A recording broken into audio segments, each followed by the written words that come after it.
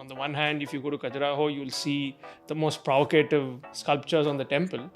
But on the other hand, you're telling me urban Indians are hesitant to talk about this. People should have the patience to know themselves first thing, work on themselves, and then comes the relationship. What are the sort of most common conditions that people come for? There's something that I strongly feel that AI will never be able to read in between the lines.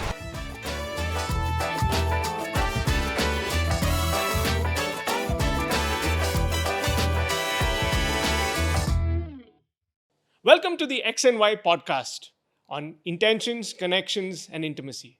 Wait, guys, why am I doing this? Because for a change, I want to not have the pressure at all. So today, the onus is completely on you, Sriram, so you take it off from here.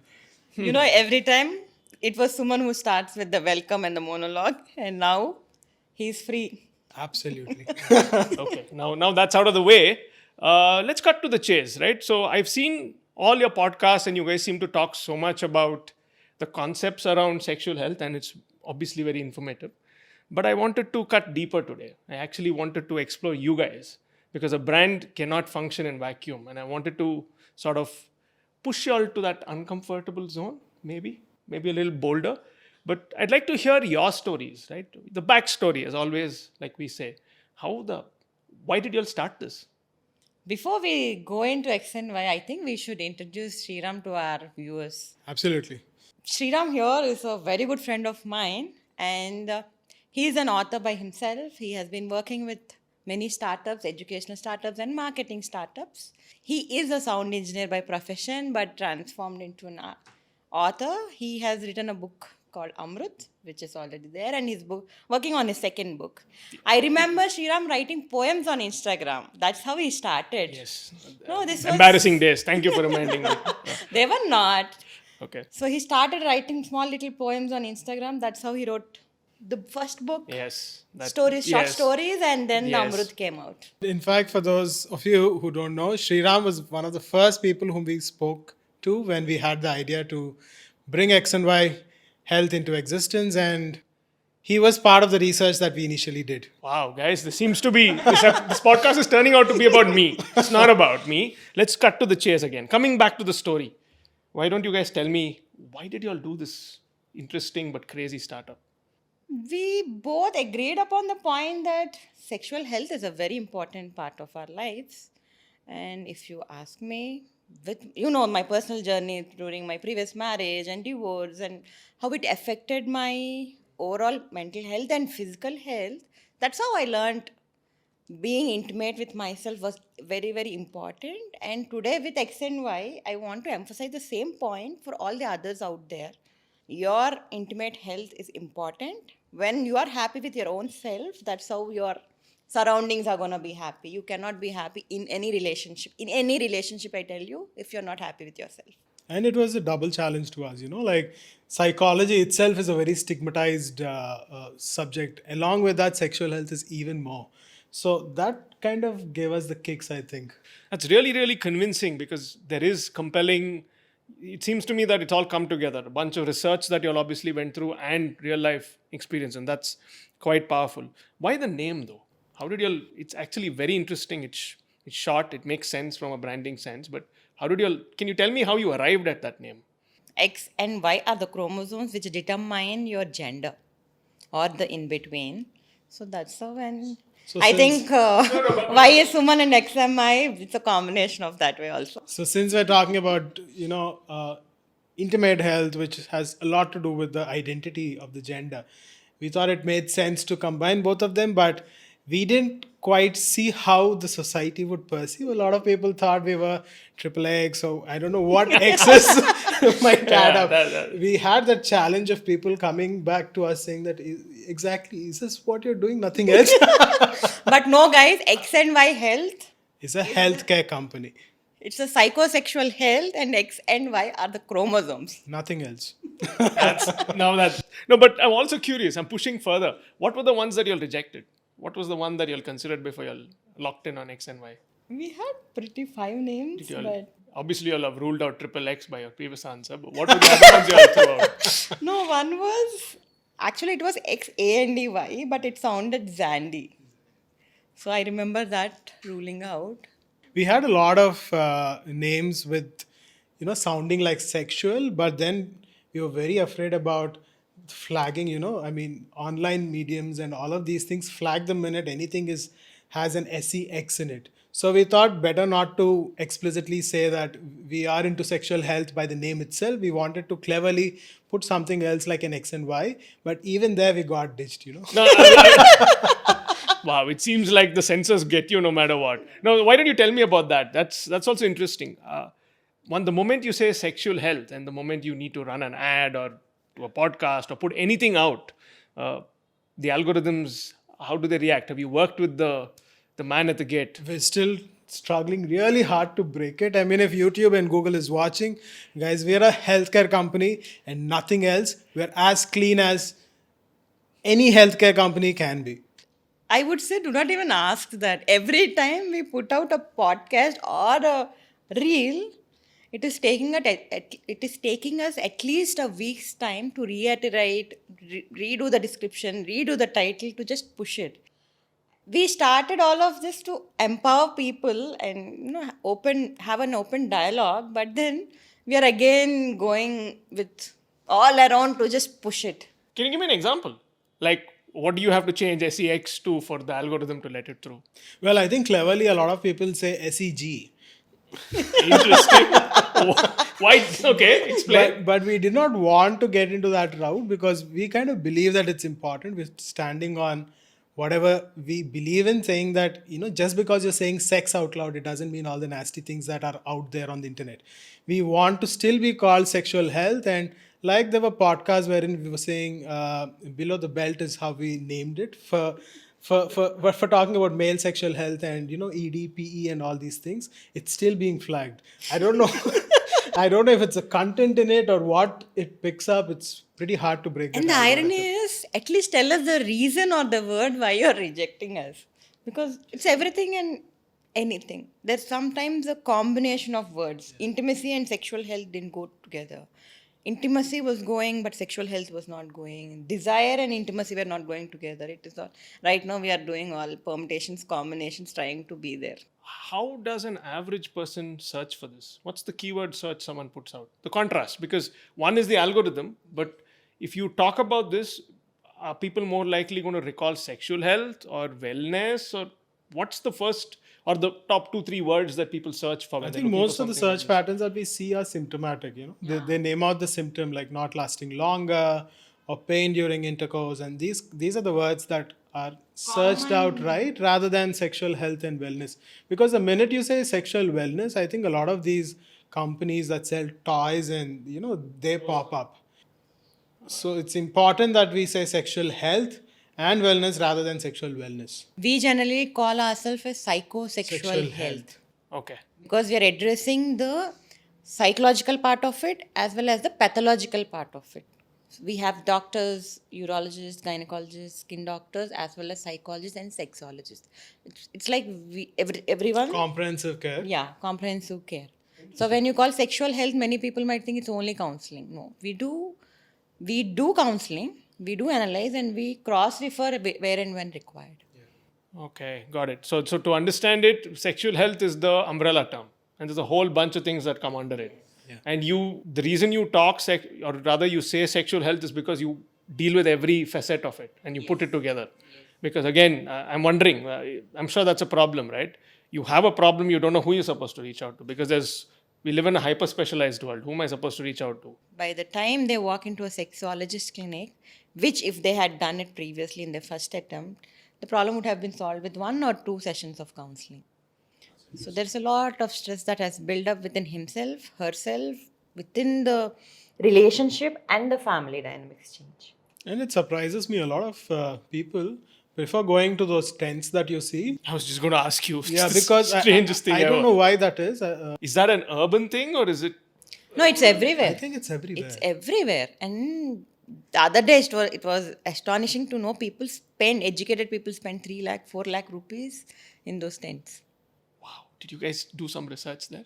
I'm curious to know. Did you actually visit and see what those guys do? One of these days I'm going to do it. I don't know what the hell You should visit and give us your review and your research data to us. But it is very widely, commonly used. I think there's a certain way of looking at it. If you see, those are the tents or Ayurvedic, people, Treatment that they offer. those are the only ones who outrightly advertise that these are the things that I treat. Like on the tent, on the outside of the tent, you have that little chart that they say, we're going to treat erectile dysfunctions, we're going to treat A, B, C, and all of those things are listed out. Whereas none of these conventional hospitals or medical outpatient departments don't project any of them. Why? That's interesting. I think a lot of times it has to do with people not wanting to be known that they're visiting a certain clinic. Like last time when we had Dr. Rahul Reddy, who's a urologist and an andrologist, he was mentioning this fact that whenever patients sit, they don't like to wait too long because they don't want to be seen waiting in that particular area. In fact, even before COVID, they came with masks on and a cap so that nobody recognizes them walking into the clinic. So this is like trying to order condoms online, I think. Yes. Right? You want to anonymize the hell out of it. It's very interesting. How did you all find each other? Because I think finding the co-founder shopping is also, like you said, your doctor shopping, is an interesting process. Because I think you come from a physio/business background with your experience at GVK. You've studied medicine. In our previous company, we were called partners in crime. Our colleagues and our bosses also thought that if any kind of mischief or anything was happening, the initial suspicion was always towards both of us. So that way we kind of know that we had that knack of doing these things together, and that's how we caught up. We are friends who turned into Co-founders. We are still friends, and we are like the devil's advocate. You should sit in our meeting rooms to find out more. So I was going to come into that, right? So obviously you need that chemistry of camaraderie and that trust. But what complements? What are the things that y'all are really pulling each other's hair out in a point, right? I think it is whoever has the most conviction wins at the end of the day. So Wow, that's an interesting answer. How do you measure that? it's like whoever sits on that saying that, no, I'm not going to budge. All right, let's try it out. But I think both of us are very iterative. We know that we are getting into a field wherein data is not there at all. And we test out, and then we kind of try to mend our ways. So that's how we're pretty pragmatic in that manner, wherein everything that we do, we try to test it out, see what the reception is, and then we... I would say Suman is being nice. Cut the crap out. Tell me the truth, man. I'm the person who trusts my gut and like Suman, let's do it. Then he's like, brings me to the reality. What is the guarantee that this will work? I'm like, let's do it. My gut is saying no. Not always. Let's see the data. He is more data driven. I am more... I think that's important. Both are important. You need the dreamers as well as the At the end of the day, pragmatists. we sort of don't override each other. When I say I want this certain way, he also budges in and we try. But one thing we both agreed upon is we will not shy away from iterating if required. Yeah. Why don't we ask some fun questions? What's been the weirdest request you got while you were doing this? You must have got that call, some guy frantic on the other end, thinking either you offer something strange or asking something strange. Well, the weirdest part is that most of the requests come after 9 o'clock in the night. That's They already... straight away call, not 9, even 1 o'clock, midnight, they straight away call. Damn, man. What did that 1 o'clock say? No, we don't answer. We shut our doors after 7 p.m. This is not an emergency. I mean, you know the intentions when people call at that kind of an ungodly hour. But you didn't even pick up the first one before you all dismissed all of them calling at 9. Because, the kind of messages that you get after, certain amount of time, like, I like to speak to somebody, I'm lonely. Are you available? Those kind of things. Rather than if it's a health related issue or a health related problem, we are always there. But if it is anything else apart from that, it can always wait. There are people who paid for therapy, came to therapy and sort of exhibitionism, it's a condition where they want to show their private parts. During the time of COVID, when a lot of healthcare moved onto the digital platform, this problem was rampant. We had a lot of doctors complaining that, people would just come onto the call and just showing off. And there was no other choice than blocking these callers. And I mean, if the problem is if the person who's doing this has intention of correcting himself or herself in this case, they approach out and they should show some kind of a conviction that they want to work on it rather than just displaying it everywhere and anywhere. See, two sides of a coin. We will have to fight this, ignore it, not get it to our heads. At the same time, we know we are doing something good, meaningful, and it makes a difference. So we want to only see this side. Okay, We so want tell to me just something ignore about this that side. I'm curious. Since you said two sides of the coin, what is that sort of incident or that treatment or that patient that sort of said, "Wow, the nonsense exhibitionism is worth it because this is what I think we're actually about." I think there was this case of patient of around early or mid early 30s. Is she had trouble saying yes to marriage proposals. I mean, her parents were pushing and all that, and then she was kind of thinking it was commitment phobia that she had. But when she came to therapy, she realized that she was not comfortable in herself. She had this fear that what if I marry into someone and this person would actually not like me. So over some therapy sessions and counseling sessions, she kind of started accepting herself and then realizing that let me give it a try. And that very thought that comes to a person that okay, I would like to change and I'm gonna keep the first step towards change. I think that's marvelous. Even the young students at colleges also, we were doing workshops, they come up with all amazing feedbacks. The one that is funny, we were asking for feedback with 5-star rating. They were like, I would give you 1,000 rating for 5. So these are few things, but I do not want to put down on one thing, but they were good things that kept moving us. Let's move into the first step, okay? Because we've arrived at the customer experience, but how did you break this to your mums or your parents or your family? Because this would have been the first pitch you'll had to do, isn't it? For me, it wasn't the first pitch. I mean, my parents have come to a stage wherein when I say something, acha, theek hai. Avan ne kha liya kya?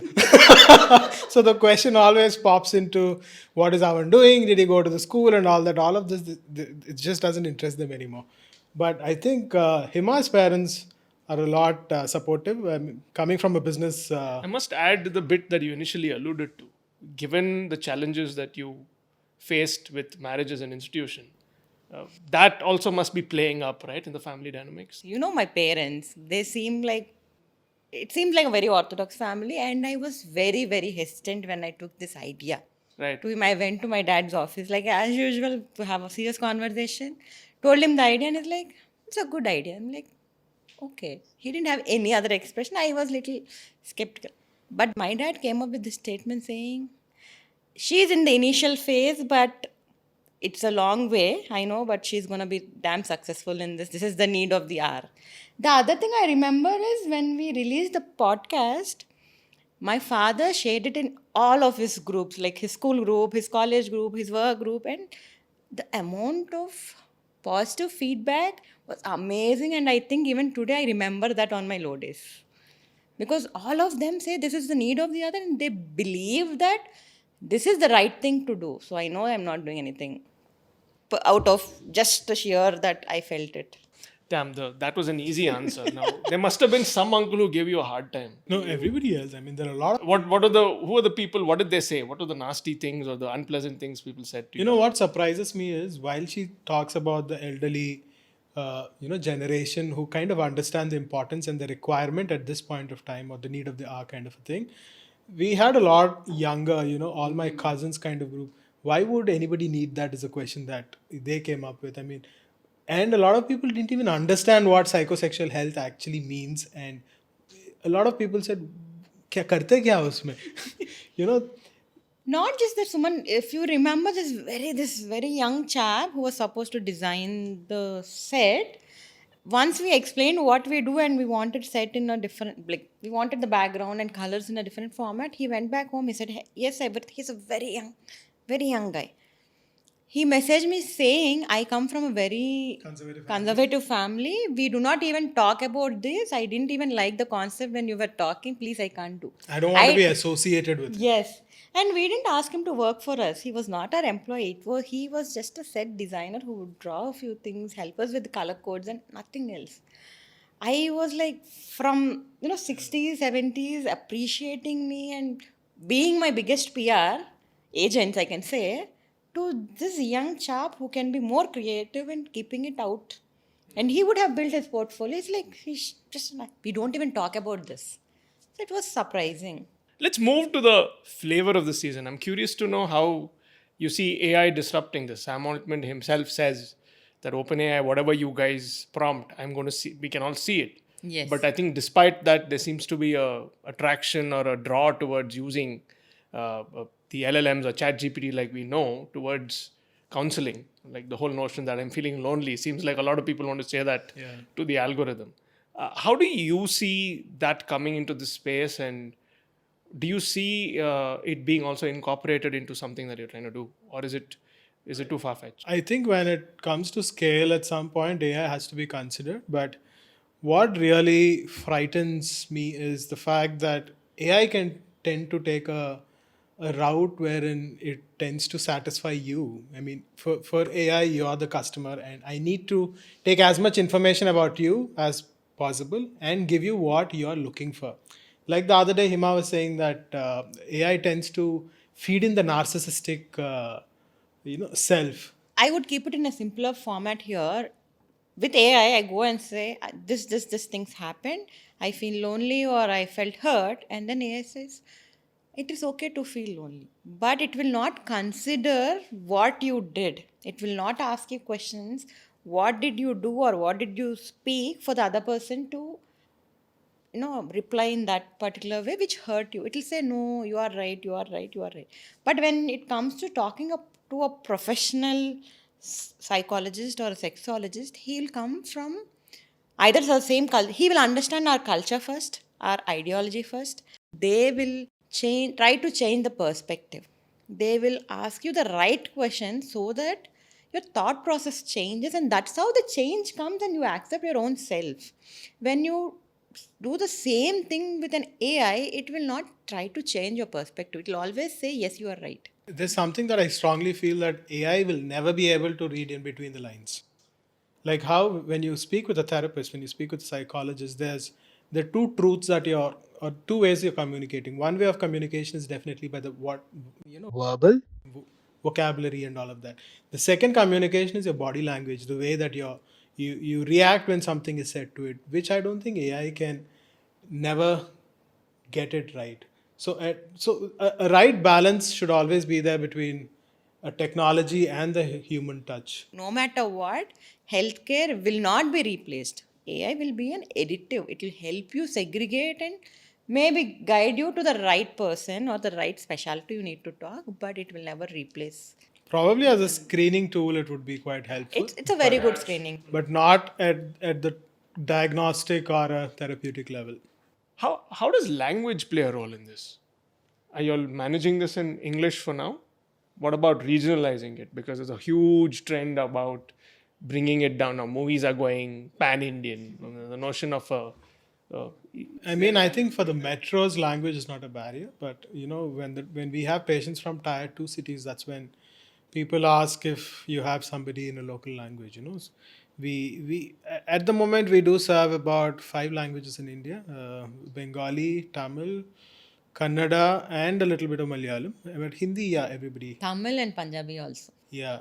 I'm guessing the interventions or the therapy or the treatment is also long drawn. I don't think you can just come in, pop a pill, and say it's all People should have the patience to know themselves first thing, work on themselves, and then comes the relationship. That patience, I think, with the swiping, we have lost that patience as well as that attention span. attention span. Let's come to the context you operate in, right? We spoke about urban environments, but as a country, as a civilization, one set of people believe that we are an ancient civilization and we're a civilization state.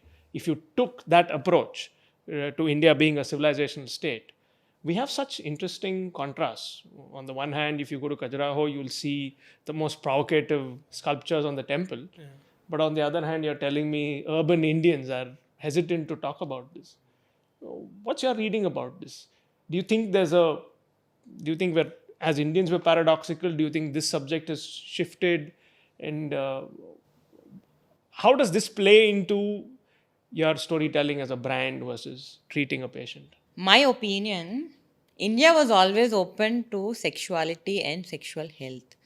The four dharma, the kama, moksha itself says kama as a part. And for people who believe in Lord Shiva, Ardhanadeshwari, itself is two genders in one. As an Indian culture, with all the sculptures and all, we are always open, and there is this, I don't know if it's a saying or what, through karma is what you attain moksha. Without enjoying this, you won't, you will be reborn. I think the divide between it's original Indian civilization where sexual health or sexuality was discussed openly. If you see all the sculptures on the temples and everything, it only says that it is something that you have to go through and only then enter into the sanctum sanctorium, Before getting into that stage of meditation or stage of spirituality, the worldly measures have to be enjoyed and then come. But the present civilization, I don't know if it was the influence of the Victorian era or whatever happened in between. Sexuality and sexual health is like started going under the carpet. What we see in this divide is not a barrier, but I think a gap or a vacuum wherein the society requires sexual health experts to come out and be present there to cater for the requirement of the society. It's interesting. So, as a brand, how have you attempted to look at this as a way to make it more, contextualize it as India? So, for example, let's say you drew references to Kama Sutra, and if you used it in either, I don't know, a blog or an intervention, I'm just curious to know, is that something that you've tried, and what is the response that you've got for something like that? Flagging off. I know, it is Oh, all God. flagging off. We want to be there, but even before being there, I want people to accept that they can talk about this in out and public.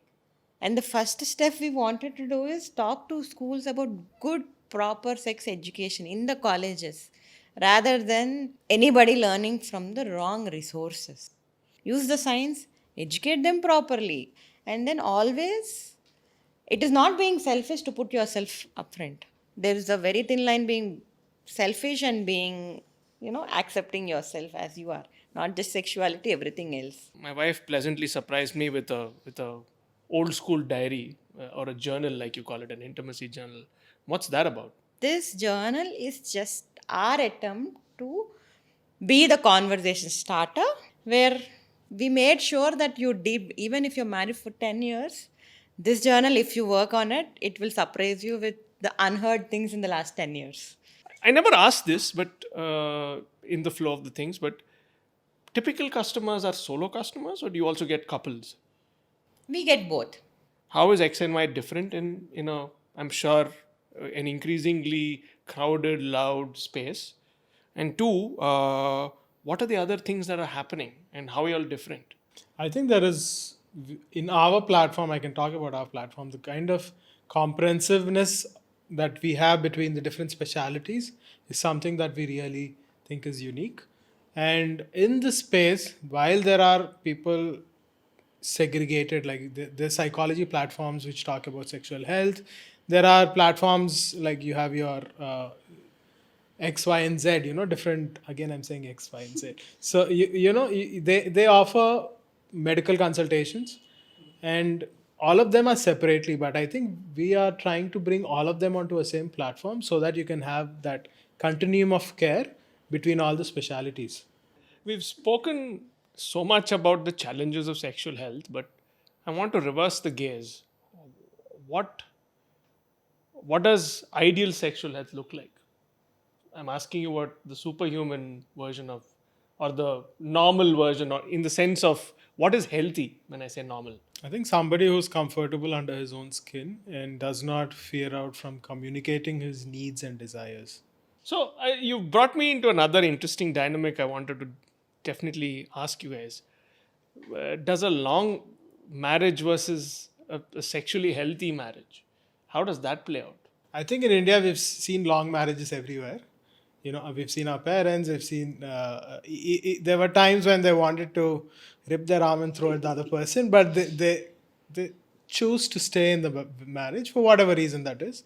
But I think a healthy sexual marriage would give them a lot of happiness, and in fact a lot of data also states, like for example there's this Harvard study which went for about 85 years, which says that warm relationships not only makes your mind better but improves the health of your heart also.